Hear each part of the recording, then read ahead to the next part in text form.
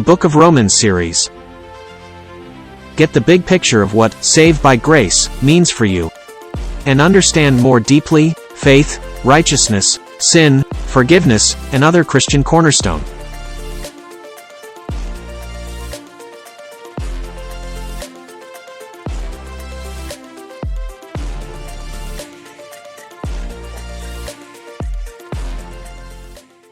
Kumusta na po kayo mga mahal kong kapatid? Nawa po ay nasa mabuti kayong kalagayan. Ganon din po ang inyo pong mga mahal sa buhay. Isa pong masayang pagbati po sa inyo. At si Pastor Steve po ito muli ng True Gospel Church. At welcome po sa atin pong program, Sa Jesus ang Daan, tuwing Monday to Tuesday. At ang pinag-aaralan po natin ngayon ay sa Book of Romans. At ngayon po, nandito na tayo sa Book of Romans. Nandito mo tayo ngayon sa chapter 11 ng Book of Romans. At purihin po ang Panginoon sapagkat nung nakaraan ay natapos na po tayo sa Romans chapter 10, sa part 1 at part 2 lamang po yun. At kung lulubin po ng Panginoon, itong chapter 11 ngayon ay atin pong matalakay. Sabi po ng Romans chapter 11, basahin po natin sa English tapos sa Tagalog. We're using NIV version. Sa Tagalog po natin, sa English po tapos basahin din natin sa Tagalog. Praise God. Now, ito po ang sinasabi po ni Apostol Pablo ngayon. I asked them, did God reject His people? Tinutukoy po niya rito yung mga Israelita. I asked them, did God reject His people? By no means. I am an Israelite myself. Sabi ng Apostol Pablo, a descendant of Abraham from the tribe of Benjamin. Tribe of Benjamin. Ito po yung bunsong anak ni Jacob. Sapagkat meron pong tinatawag na 12 tribes of Israel. Siya po yung bunso, kapatid po ni Joseph. At yung Benjamin, siya po yung pinakamaliit sa lipi. Bagamat maliit sa lipi, ito yung mga warriors. Kasi sa kanya po, ang lipi po ni Saul, ang unahan pong hari ng Israel, dyan po nagmula, Benjaminites. Mayroon silang warrior ang mga to. Bagamat maliit po sila, nasa kanilang dugo ayon. Kaya ang sinasabi ni Apostol Pablo ngayon, sabi niya, I am an Israelite myself, a descendant of Abraham from the tribe of Benjamin. Di ba? Sabi niya, did God reject His people? By no means. I am an Israelite myself, a descendant of Abraham from the tribe of Benjamin. Kaya yung pong theology na tinuturo po nila, na wala na daw yung pangako ng Diyos doon sa Israel. Wala na yon. Ano po yan mga kapatid? Nalito po sila. Nananatili po yung pangako po ng Panginoon. Ang sinasabi ni Apostol Pablo sa nakaraan po natin na pag-aaralan, pagdating po kay Kristo, iisa po tayo. Yung division na nagkakaroon ng division, wala na pong division ngayon. Pagdating kay Kristo, iisa tayo. Pero yung pangako ng Diyos sa kanila, ay nananatili po yun mga kapatid. Ginagawa po sa atin, nagkakaroon po ng New Church, New Jerusalem, kung ano-anong nilalagay po nila. Na ito na yung lugar, dito na maliligtas, ito na yung... Ano po yan mga kapatid? Nalito po sila. Hindi po tayo dapat, dapat doon lang tayo sa nasusulat. Sabi sa verse 2, God did not reject His people. Yung maliwanag. God did not reject His people. Whom He foreknew. Don't you know what Scripture says in the passage about Elijah? So tinutukoy po rito sa King's story po ito ng propeta Elijah, prophet Elijah, how he appealed to God against Israel. Ito ngayon ang tanong ko, itinakwil ba ng Diyos ang kanyang sariling bayan? Hindi. Sa katunayan, ako man ay isang Israelita mula sa lahi ni Abraham at kabilang sa lipi ni Benjamin. Hindi itinakwil ng Diyos ang kanyang bayan. Hindi itinakwil ng Diyos ang kanyang bayan. Nasa simula pa'y pinili na niya. Hindi ba ninyo alam ang sinasabi ng kasulatan tungkol kay Elias? Dumaing siya Elias, dumaing siya sa Diyos laban sa Israel, dumaing siya eh. Kung babasahin po natin yan sa kwento po ng First Kings, I believe sa chapter 19 po yan eh. Kung atin pong ano po yan mga kapatid.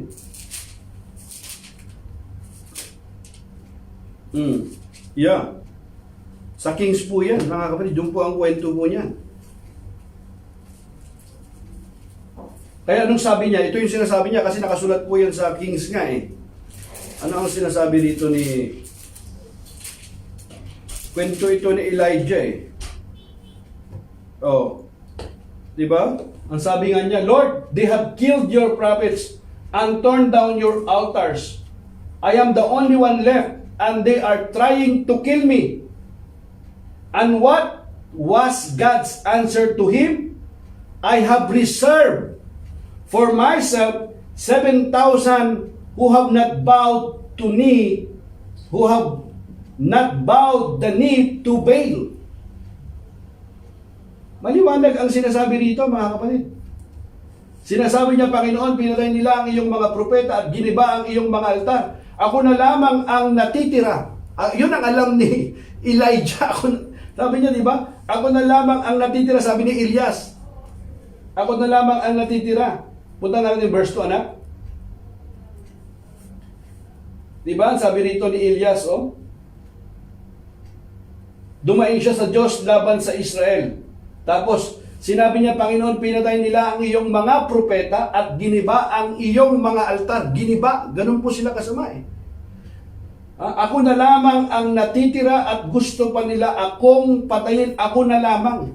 Yun ang pagkakalam po ni Propeta Elias. Ngunit ano ang sagot sa kanya ng Diyos? Nagtira ako ng 7,000 lalaking hindi sumamba sa Diyos-Diyosang si Baal.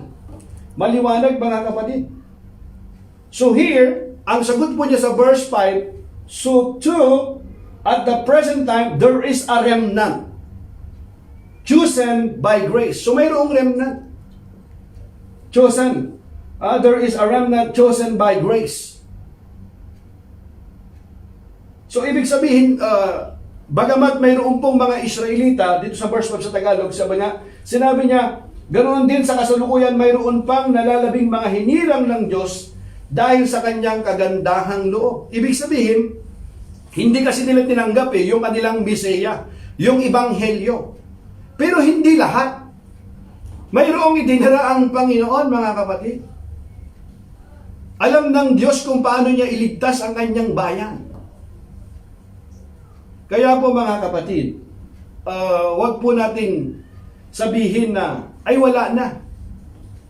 Hindi na, tayo na yung bagong ano tayo na yung Israelita ngayon, yung church na ngayon. Hindi po ganoon mga kapatid. Maliwanag ang sinasabi po ni Apostol Pablo. Napaka-simple and plain ang kanyang pagkakapaliwanag po niyan, mga kapatid. Nagtira nga siya eh. Ibig sabihin, ipinasasabi dito ni Apostol Pablo, tulad ni Elias, di ba? Yung sinabi ni Elias, ako na lang yung natitira, pero hindi. Nagtira siya ng 7,000. So pagdating po ng, ito yung sinasabi ni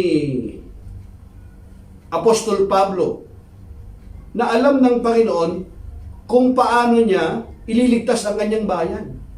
Chosen by grace, chosen by grace. Sila talaga yung pinili ng Diyos ayon sa kagandaang loob. Mayroon at mayroon pa rin nananampalataya sa Kanya. Purihin ang Panginoon. Kaya nga diba ang sabi sa verse 6 in English, ang sabi niya, and if by grace, then it cannot be based on works. Even if where grace would no longer be grace. Sa Tagalog, di ba? At kung iyon ay dahil sa kanyang kagandahang loob, maliwanag na iyon ay hindi dahil sa gawa, sapagkat kung ang ginawa ng tao ang batayan, hindi na iyon masasabing kagandahang loob. Tama, hindi na masasabing kagandahang loob yun. Kung yun ay mayroong ginawa ang tao, mayroon siyang idinagdag. Kasi pagka sinabi mong kagandahang loob, yan ay hindi ka karapat dapat na tumanggap, pero ipinagkaloob sa iyo. Yun ay kagandahang loob ng Diyos. Siya yung gumawa noon. Unmerited favor. You are not supposed to receive it, but you receive it anyway. That is the grace of God. At ang sinasabi nga diyan, maliwanag na iyon ay hindi dahil sa gawa. Sapagkat kung ang ginawa ng tao ang batayan, hindi na iyon masasabing kagandahang loob. Yun. So, dito natin makikita mga kapatid na ang Panginoon ay matapat po sa kanya pong pangako. Huwag po nating sasabihin na lahat po sila ay napahamak. Marami po ang hindi po tumanggap sa kanila. Hindi nila tinanggap ang Mesaya. Pero hindi nangangahulugan dito na nilimot na sila ng tuluyan ng Panginoon. Hindi sila nililimot ng Panginoon. Amen? Kaya yung mga ibang mga kulto na nagsasabing sila ay Kristiyano, ano yan eh, na-confuse po sila. Ang masama nito ay marami silang nailigaw. Hindi nila naintindihan na pagdating kay Kristo, tayo ay iisa. Saan? Sa kagandahang loob. Kasi kagandahang loob nga yun eh. Kaya ang sabi sa verse 6, verse 7, what then? What the people of Israel so earnestly they did not obtain. The elect among them did. But the others were hardened. As it is written, God gave them a spirit of stupor, eyes that could not see, and ears that could not hear to this very day. Diba? Ano ngayon? Hindi na kamtan ng bansang Israel ang kanyang minimithi. Hindi nakamtan. Pansinin po ninyo, hindi daw nakamtan. Ano ba yung kanyang minimithi? Ano? Ang mga hinirang lamang ang nagkamit nito. Ngunit matigas ang ulo ng iba. Eh yung iba, hindi tinanggap yung Mesaya. Ano ba yung minimithi nila? Hinihintay nila yung pagdating ng Mesaya.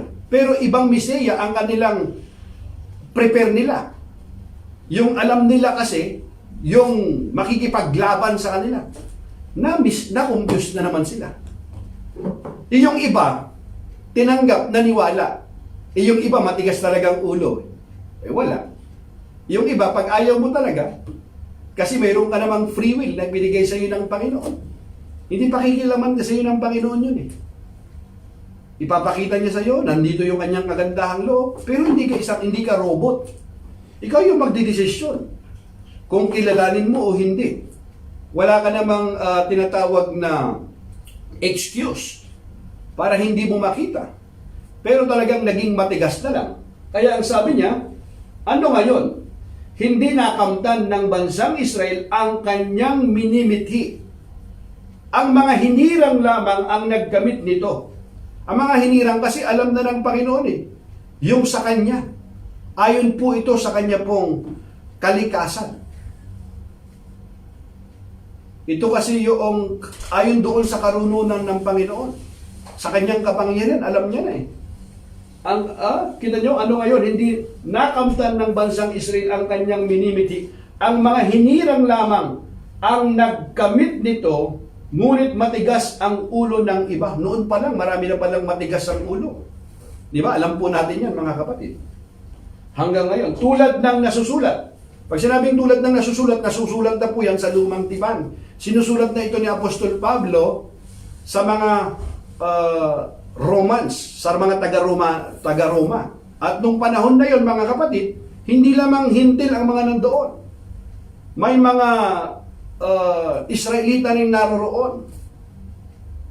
Nang iba po sa kanila ay mayroon pong background ng Judaismo.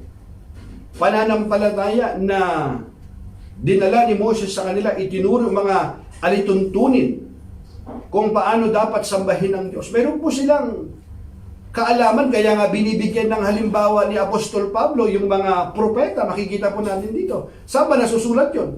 Sa Lumang Tipan. Kwento doon sa Kings na mga hari. Tinutukoy niya si Abraham, tinutukoy niya yung mga tribes nila.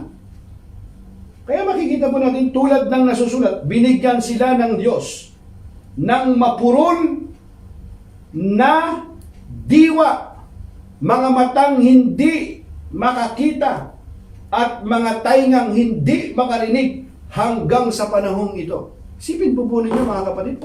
Ito yung nakakalungkot eh. Nakakalungkot ito mga kapatid. May mga mata ngunit hindi nakakita. Mayroong tainga ngunit hindi nakakarinig. Nakakalungkot. Hindi niya tinutukoy dito na literally na sila ay bulag. Yung bulag ay talagang alam mo na hindi nakakita po yun. Yung talagang bingi ay hindi talaga nakakarinig po iyon. Pero yung sinasabi niya po rito, hindi naman sila bingi. Hindi naman sila bulag. Nakikita naman nila. Pinupisiya na po sa kanila. It's been already prophesied by the prophet. Sa kanila pong mga aklat po nila, sinabi na po yun. Pero, yun ang nakakalungkot. Kaya ang sinabi niya rito, di ba? Binigyan sila ng Diyos ng mapurol na diwa. Mga matang hindi makakita at mga taingang hindi makarinig hanggang sa panahong ito. Yung panahong iyon na sinasabi po ni Apostol Pablo, pero hanggang sa panahong ito, nangyayari po ito. May mga tao nga na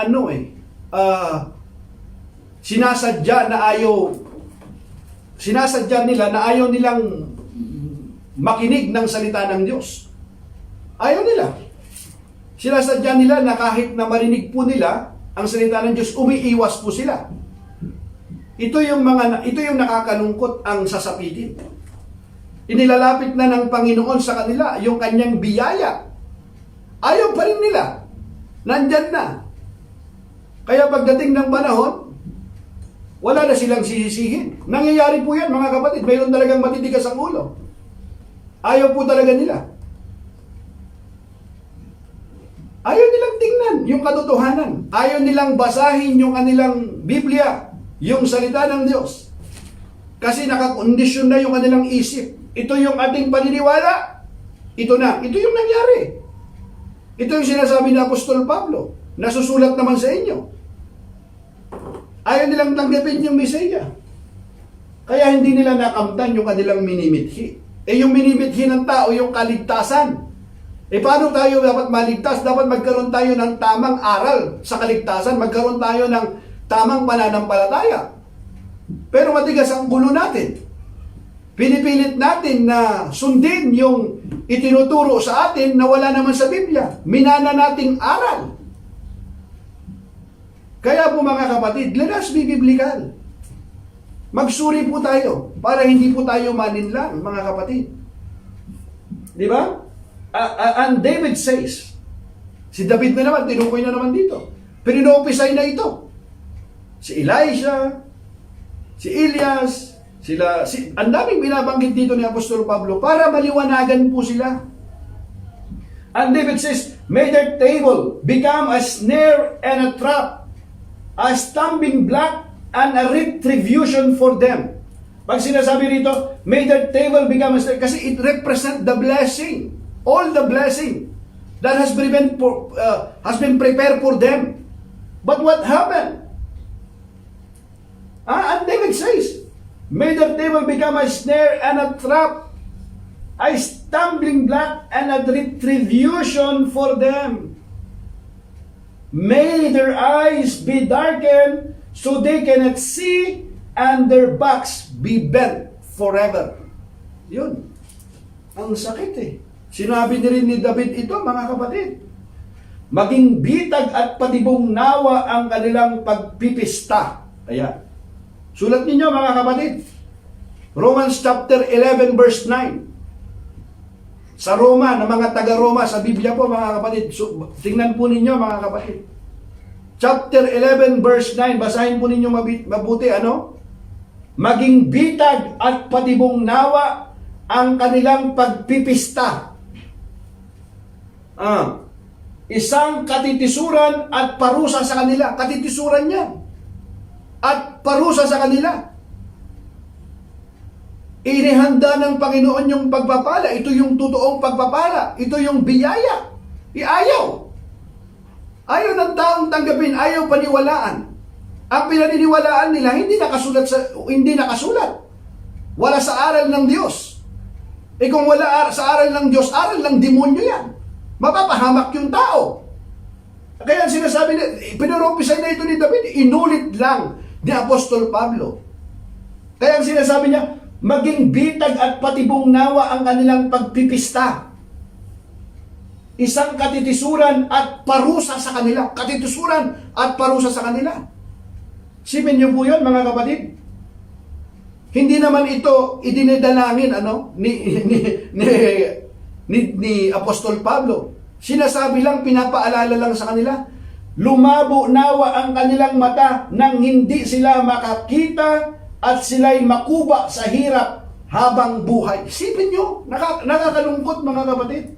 Yung kanilang sinapit, yung kanilang minimithi na dapat ay pagpapala. Kaligtasan. Nasa kanilang harapan na, ipinagkakaloob na ng Panginoon, nakikita na. Pero wala, nag-invento sila ng sarili nilang kaparaanan. Yung kaparaanang inimbento nila, hindi naman nakaabot sa pamantayan ng Diyos. Ay, hindi talaga makakaabot. Hindi talaga makakaabot. Appealing kasi nung tao minsan, napaka-religyoso niya. Pero yung pagiging religyoso niya, hindi nakaabot sa pamantayan ng Diyos. Bakit? Kasi mayroong kaparaanan na ibinigay sa atin ng Panginoon kung paano tayo maging karapat-dapat sa Kanya. Yung Kanyang kaparaanan, paano natin malalaman? Sa Kanyang salita. Para hindi tayo malinlang. Ano ang pinipilit po nating aral na natutunan po natin? Yung kinagisnan natin. Maraming aral na mga gandang mga kinagisnan, wala pong masama. Pero kung hindi na nakasulat, ay hindi na ayon sa salita po ng Diyos, maging tulad tayo, tularan natin si Apostol Pablo. Na yung kala niya, yung kanyang paniniwala, yung kanyang ginagawa, na pagsamba ay nakaabot sa Panginoon. Hindi pala, kinakalaban pala niya si Kristo. Sa kagandahang loob ng Diyos, tinawag siya ng Panginoon. Yung kanyang dating pananampalataya. Nakatulong yun kasi meron siyang alam. Pero, tinanggap niya yung Ebanghelyo, tinanggap niya si Kristo. Hallelujah! Sinunod po niya. Dapat maging ganun po tayo mga kapatid. Magbukas po tayo ng ating pong puso at isipan. Huwag tayong masyadong sarado. Kasi pag masyado tayong sarado, hindi po maganda. Pag masyadong sarado, magbukas po tayo. Magsaliksik po tayo mga kapatid para hindi po tayo mapahamak. Maliwanag ang sinasabi rito Di ba? Patibong Isipin mo, yung patibong na yung kanilang pagpipista, isang katitisuran at parusa sa kanila. Now, verse 11. Mga kapatid, I am just simply reading mga kapatid. Binabasa ko lang po ito. Tingnan po ninyo sa inyo pong mga Biblia. Baka isipin nyo na naman, iba na naman yung Biblia ko na binabasa.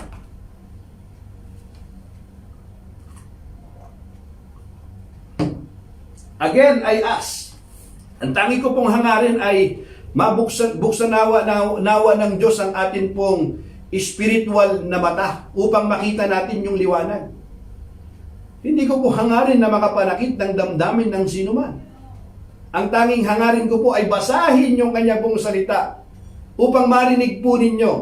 At sa magitan nawa na marinig po ninyo yung salita ng Diyos na aking binabasa ay dalangin ko nawa tanggapin po natin upang tayo po'y mapalaya. Kasi bitag kasi yun Kapag tayo po'y nagpatuloy doon sa atin pong pananampalataya na hindi naman ayon sa kalooban ng Panginoon, hindi po makakaabot po yun. It's a waste of time. Hindi po kalugod-lugod sa Panginoon. Ang kalugod-lugod sa Panginoon, yung kanya pong kaparaanan na kanya pong ipinagkakaloob sa atin, ibinibigay sa atin. Yun po ang sundin po nating aral. Mga kapatid, again I ask, did they stumble so as to fall beyond recovery? Fall beyond recovery. Think about that. Wala na. Sarado na yung mata, wala na, sinarado na, yung tainga mo ay hindi na makarinig. Matigas na yung puso. Kahit na marinig yung salita ng Diyos, binabaliwala na lang.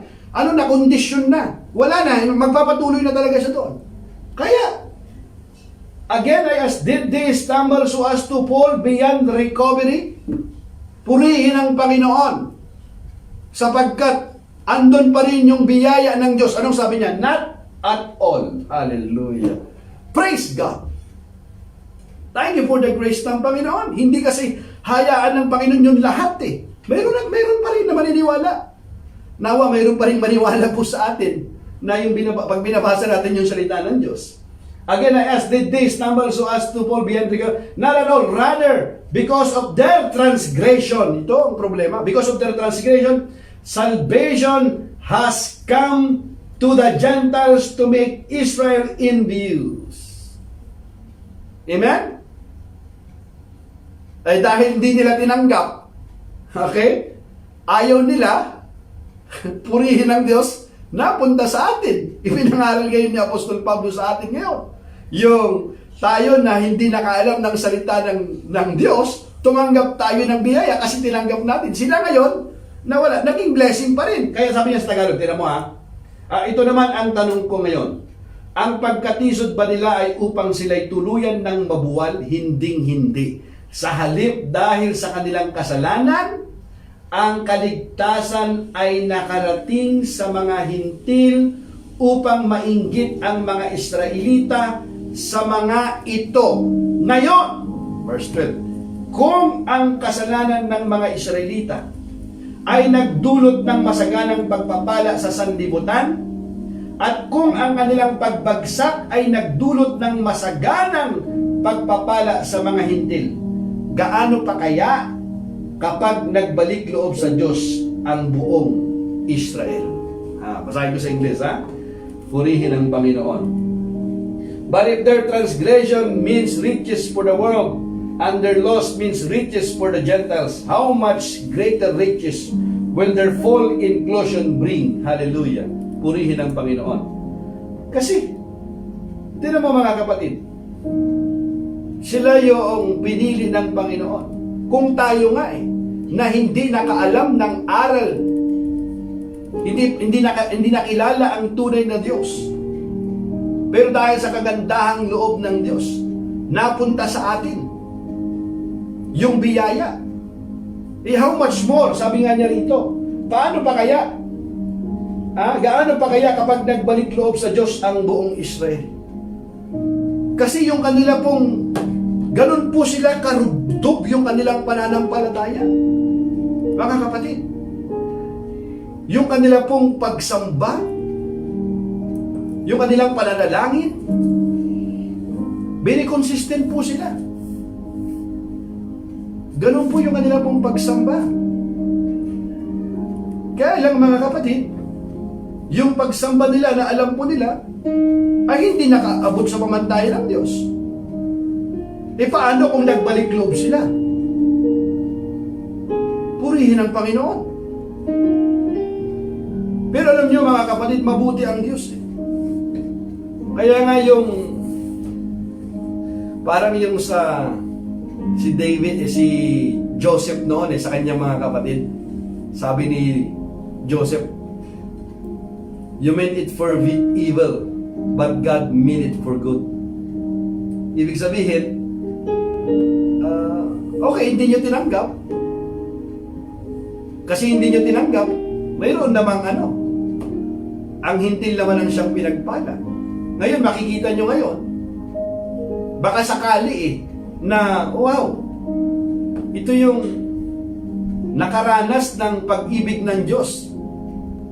Ganito sila yung kagalakan na nararanasan nila ngayon. Pag nakita ng mga Israel, baka sakali na sila ay mainggit. At dahil sa nakikita po nila na mga bunga ng kanilang pananampalataya, baka sila nga ay magbalik loob at kilalanin ang Panginoong Hesus, tanggapin ang Ebanghelyo, purihin ang Panginoon. Hallelujah. I am talking to you Gentiles. Ulitin ko, Gentiles, if you are not in Israelites, you are a Gentiles. Whatever nationalities, we are Gentiles. I'm talking to you Gentiles in as much as I am the apostle to the Gentiles. Apostol Pablo, apostle to the Gentiles. I take pride in my ministry, in the hope that I may somehow arouse my own people to envy and save some of them. Diba? Ito naman ang sasabihin ko sa inyo mga hintil. Dahil ako'y apostol para sa inyo, ipinagmamalaki ko ang aking katungkulan. Ginagawa ko ito upang inggitin ang aking mga kababayang Hudyo at nang sa gayon ay maligtas kahit ang ilan sa kanila. Sipin nyo, ito, kasamahan natin dati ito si Apostol Pablo. Si Pablo, kasamahan natin ito dati, di ba? Maaring nakasama nila ito sa paghahandog. Nakasama nila ito sa kanilang mga pistahan. Pero kita nyo ngayon, nasaan siya ngayon? Nangangaral siya sa atin pero ayaw natin tanggapin. Ayaw natin kilalanin yung itinuturo niya. Ngayon, saan siya pumunta ngayon? Pumunta siya ngayon sa mga hintil na hindi nakaalam ng aral, hindi nakakilala tulad natin. Tumanggap. Nakita nila ngayon yung patutuo ng kanilang buhay. Nakita nila. Kaya ang sabi ni Apostol Pablo, at nang sa gayon ay maligtas kahit ang ilan sa kanila. Yung kanyang desire pa rin, malinis naman ang kanya pong budhi, ang kanya pong hangarin. For if their rejection brought reconciliation to the world, what will their acceptance be but life from the dead? If the part of the dough offered as first fruits is holy, then the whole batch is holy. If the root is holy, so are the branches. Hallelujah. So yung root, ang mahalaga.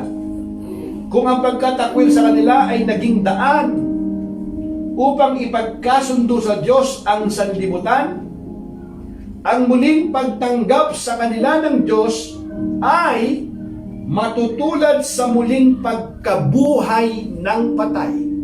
Kita mo po yun mga kapatid, doon inalintulad. Ha? Kita mo?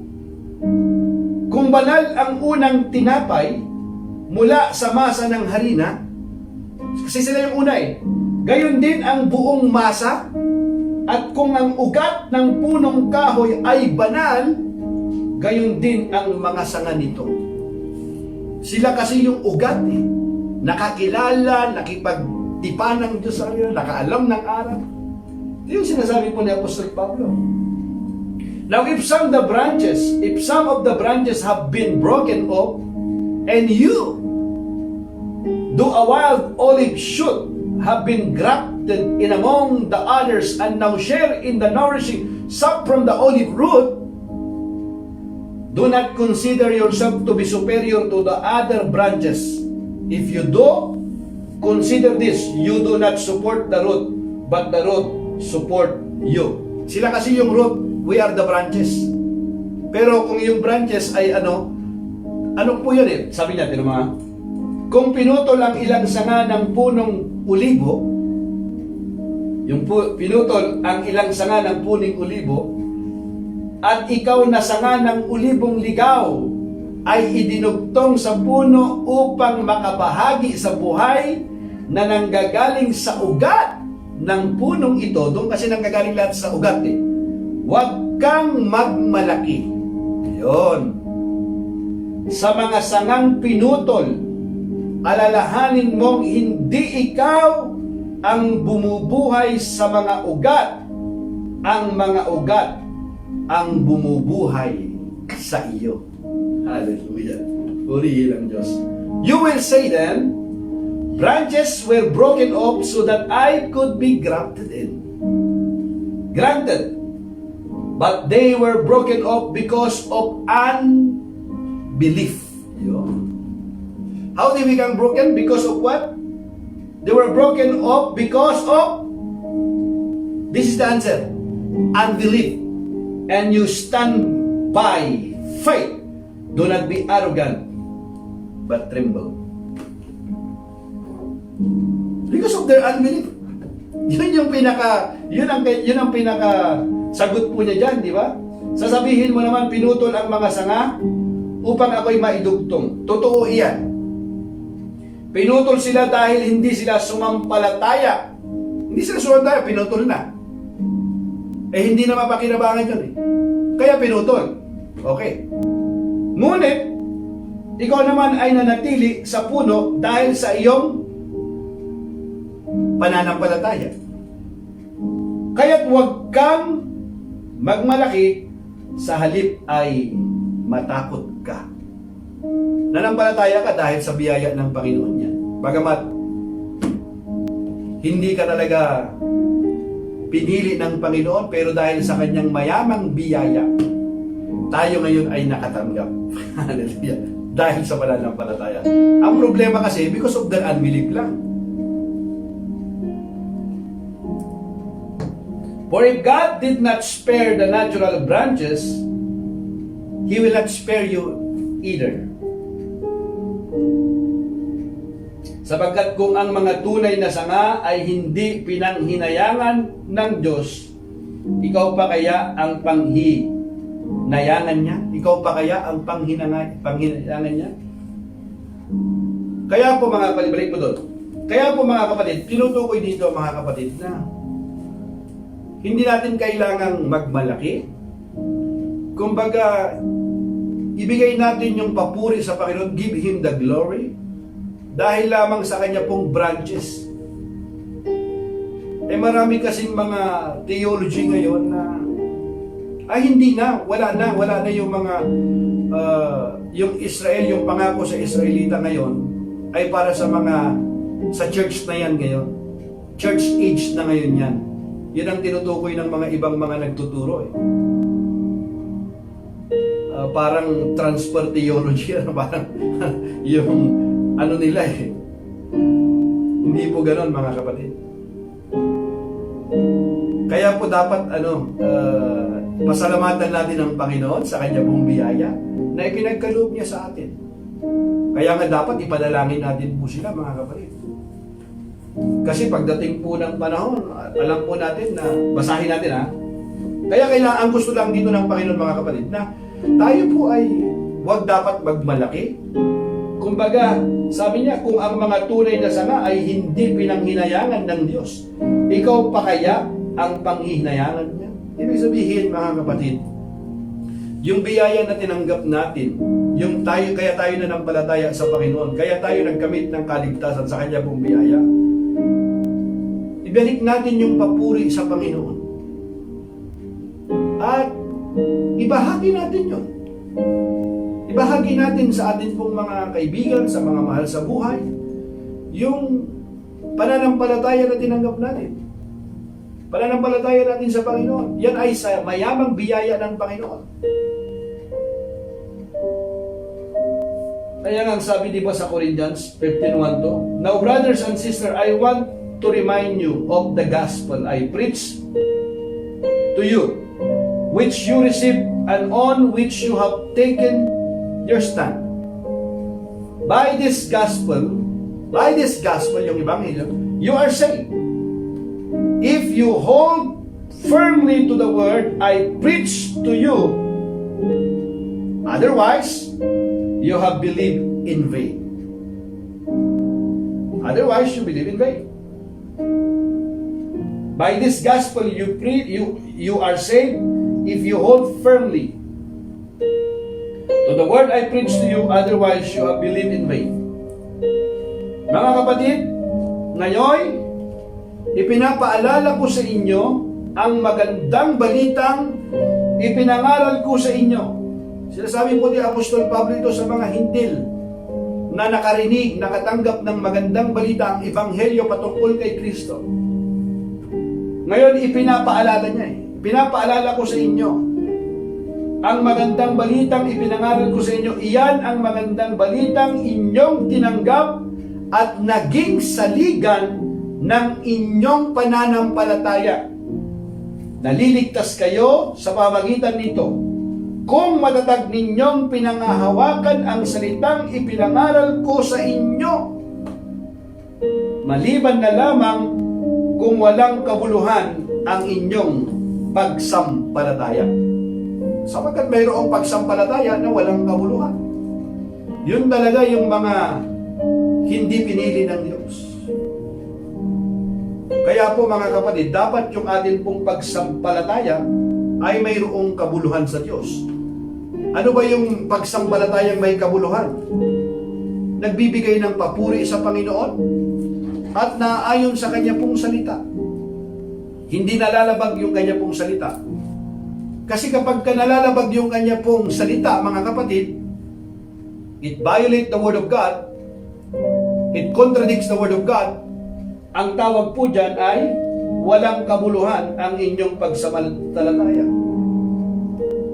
Yung pagsampalataya kasi na mayroong kabuluhan, mga kapatid, matatag at pinangahawakan.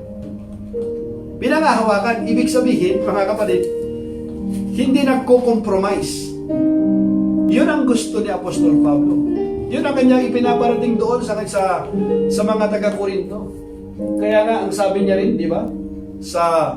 Kahit doon sa Roma, sinabi ni Apostol Pablo yun. Ngayon, binanggit din ito ng Panginoong Hesus mismo. Sabi niya, I am the true vine. The Lord Jesus Christ is the true vine. And my Father is the gardener. He cuts off every branch in me that bears no fruit. While every branch that does bear fruit, He prunes so that it will be even more fruitful. It will be more fruitful. Di ba? Sabi niya, ako ang tunay na puno ng ubas. Sino yon? Si Kristo. At ang aking ama ang tagapag-alaga. Ano po daw ang ginagawa? Inaalis niya ang bawat sangang hindi nagbubunga. Inaalis niya yung bawat sangang hindi nagbubunga. Kung ikaw talaga ay nasa sanga, ibig sabihin nakadikit ka doon sa puno, maganda ang ugat niya kasi yung puno ng ubas ay si Kristo, ikaw ay nasa sanga, ikaw ay magbubunga. Kung walang nakikitang bunga, wala. Ang sabi nga niya, di ba? Inaalis niya ang bawat sangang hindi nagbubunga. At kanya namang pinuputulan at nililinis ang bawat sangang nagbubunga upang magbunga pa ng lalong sagana. Hallelujah! Ganun yung alam ng mga farmer. Para lalo pang magbunga. Kapag ikaw talaga ay nakadikit sa Panginoon, ibig sabihin, ikaw ay isang mananampalataya, dinidisiplina tayo ng Panginoon eh. At nagpapadisiplina naman tayo sa Kanya. Tinuturuan tayo ng Panginoon. Mayroong conviction yung banal na Espiritu sa atin. Kapag tayo ay hindi nakasusunod sa kalooban ng Panginoon, tayo po ay mayroong conviction ng banal na Espiritu. Nalulungkot tayo, humihingi tayo ng tawad. At sa kagandahang loob ng Diyos, ayaw niya na tayo magpatuloy doon, dinidisiplina tayo. Bakit tayo dinidisiplina? Upang tayo ay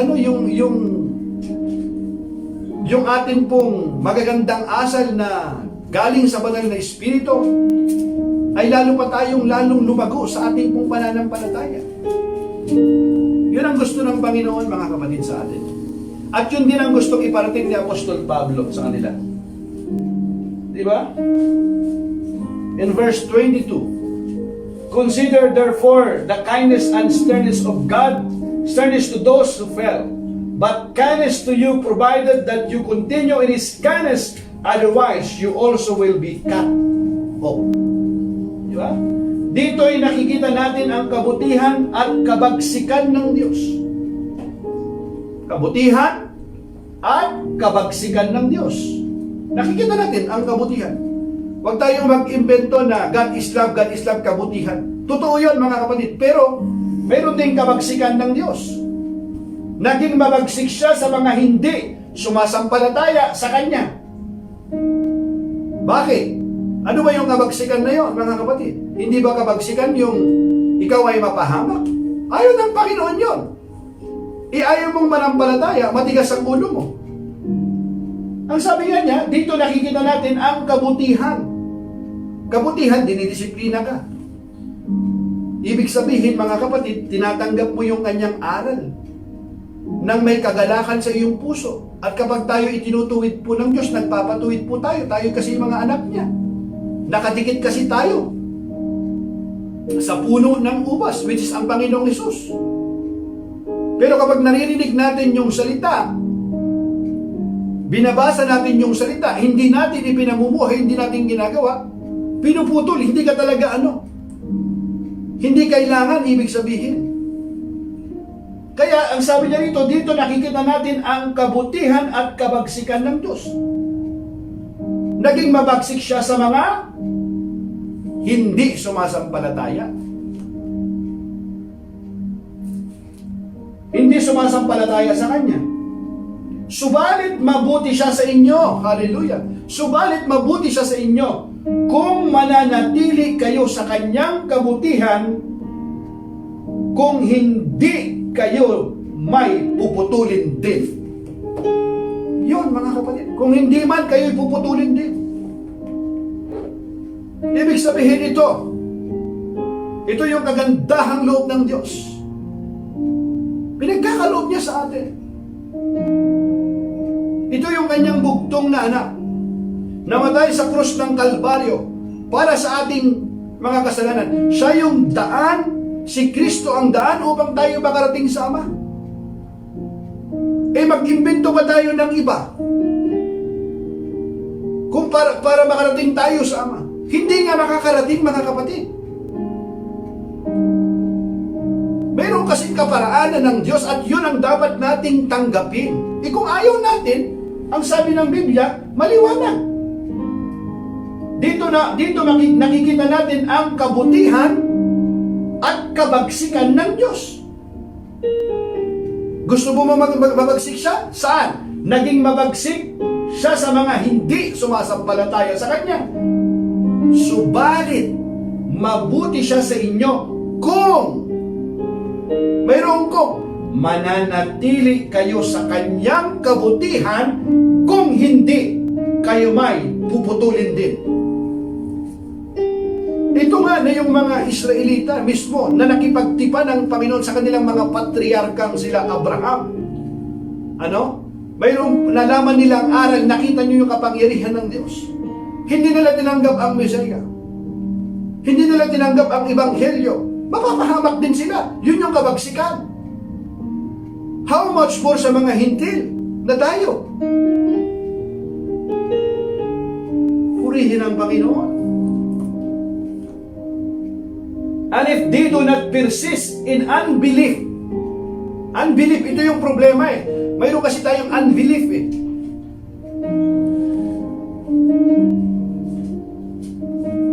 Dapat maging maging believer tayo. Magsaliksik po tayo, mga kapatid. Sabi niya, and if they do not persist in unbelief, they will be grafted in.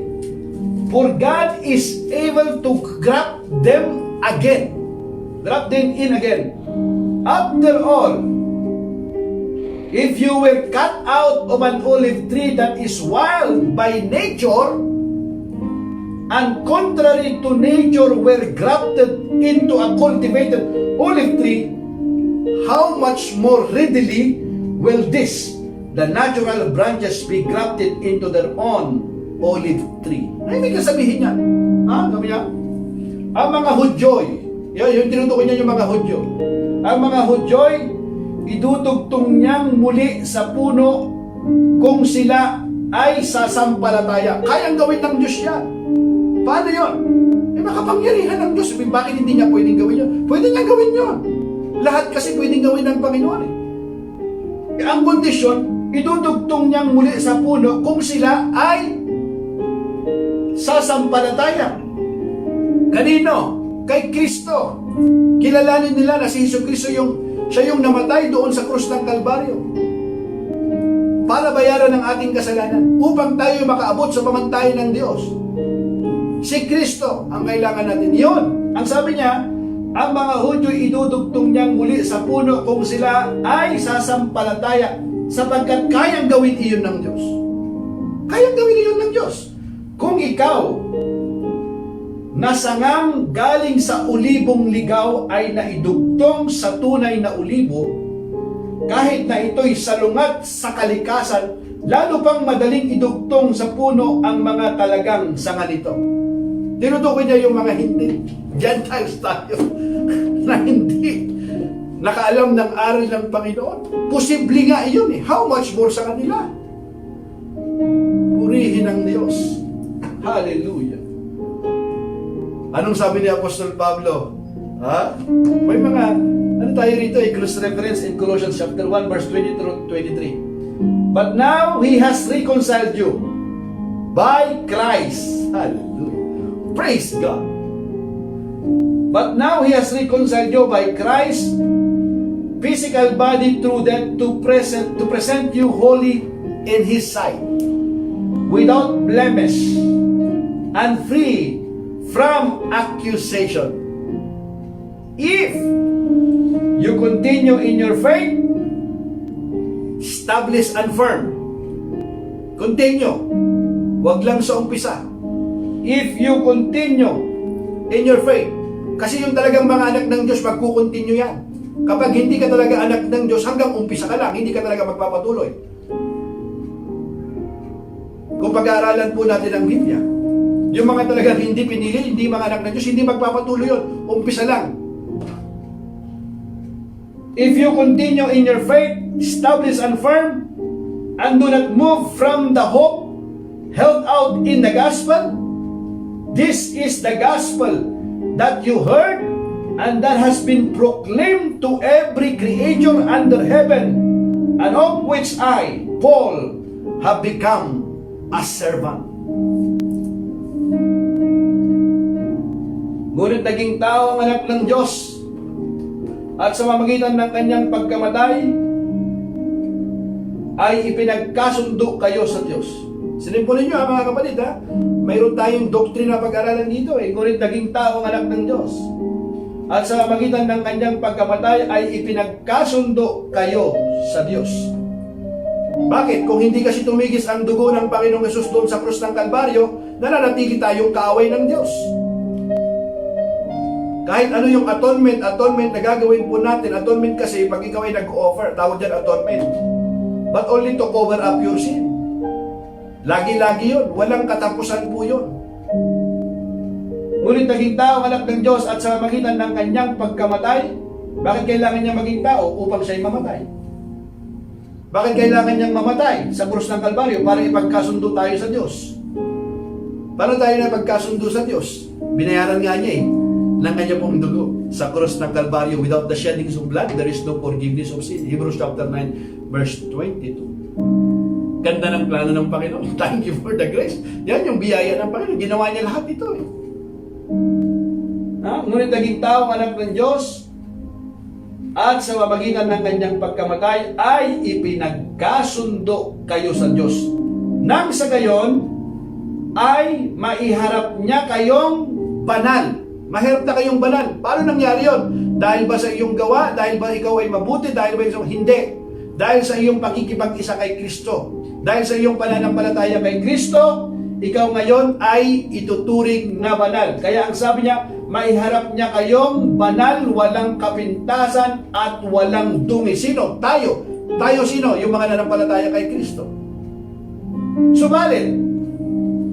Subalit, kailangan ninyong manatiling tapat at matatag sa inyong pananampalataya. Bakit? Kasi mayroong nananatiling hindi tapat. At mayroon ding hindi nananatiling matatag. Kaya dapat tayong manatiling tapat at matatag sa inyong pananampalataya. Bakit? At huwag pabayaang mawala ang pag-asang dulot ng magandang balita na inyong narinig. Yung magandang balita kasi nandito yung ating pag-asa. Ang dulot kasi ng pag-asa, ang pag-asa natin, ay narito sa magandang balita, mga kapatid. Ito yung dulot niya. Ang dulot doon, magandang pag-asa. Yung magandang balita na inyong narinig. Amen? Niloob ng Diyos na akong si Pablo ay maging lingkod para sa magandang balitang ito na ipinangaral sa lahat ng tao sa buong daigdig. Acts chapter 3 verse 8, anyone who does not listen to him will be completely cut off from their people. Di ba? Ang sino mang hindi sumunod sa propetang iyon ay hihiwalay sa bayan ng Diyos at lilipulin. 1 Timothy chapter 4 verse 16, watch your life and doctrine closely. Watch your life and doctrine closely. Yung doctrine natin dapat, watch your life and doctrine closely. Persevere in them. Because if you do, you will save both yourself and your hearers. Pakaingatan mo ang iyong sarili at ang iyong pagtuturo. Patuloy mong gawin ang mga ito, sapagkat sa paggawa mo nito ay maliligtas ka, pati na ang mga nakikinig sa iyo. Di ba? Sabi sa Tagalog, sa English, di ba? Sa verse 16, watch your life and doctrine closely. Mahalaga po ito, mga kapatid. Baka yung doctrine na itinuro sa atin, doktrina, ay hindi po ayon doon sa pamantayan ng Diyos. Persevere in them, because if you do, you will save both yourself and your hearers. Amen? So, dito na lamang po, mga kapatid. Susunod po, itutuloy po natin itong 25. We will continue next time. Tomorrow, Lord willing, the verse 25. Yeah, that's right. Until 36, yeah. We already 1 hour, so praise God, mga kapatid.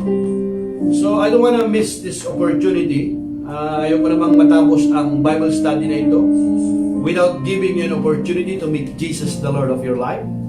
At mga kapatid, purihin ang Panginoon. Salamat sa Kanya pong kabutihan. Napakabuti ng ating Diyos. Napakabait ng ating Diyos. Punong-puno siya ng biyaya. Kaya po yung ino-offer niya sa atin, yung Kanya pong salita, yung Ebanghelyo, magandang balita ito. Andito yung pag-asa natin, mga kapatid. Kaya, suko natin ang ating buhay sa Panginoon. Surrender your life to Christ. Tanggapin natin ang Panginoon sa ating buhay bilang ating Panginoong tagapagligtas. Pag sinabi natin tinanggap natin ang Panginoong Hesus sa ating buhay tagapagligtas, yung Kanya pong salita, tinanggap din po natin, mga kapatid. Kasi yung Kanya pong salita, hindi po ito nagbabago. Amen? Muli pa, mga kapatid, maraming pong salamat at God bless you. Sumayin niyo po ang kapayapaan po ng Diyos. God bless.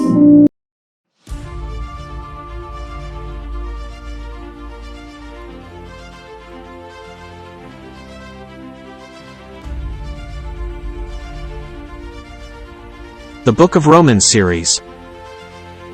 Get the big picture of what "saved by grace" means for you, and understand more deeply faith, righteousness, sin, forgiveness, and other Christian cornerstone.